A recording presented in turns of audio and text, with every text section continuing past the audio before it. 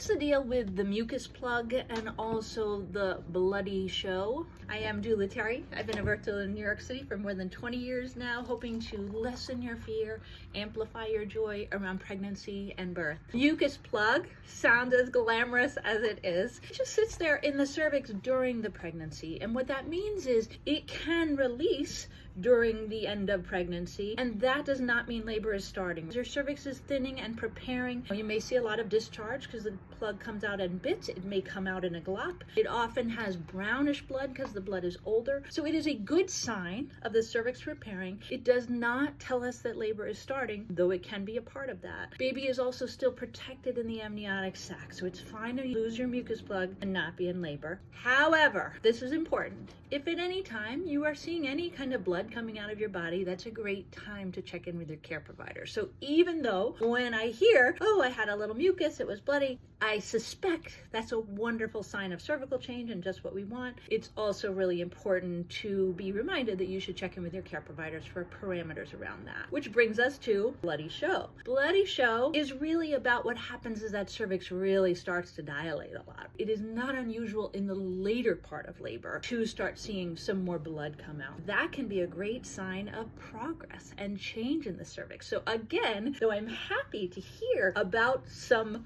blood arriving when someone is actually laboring, that's always a good time to check in with your care provider about what the safest thing to do and how to handle that and what we're looking for. So these are things that are, like I said, super glamorous, that can mean very good news about cervical change. And it's also appropriate to check in here with your care provider about any kind of bleeding.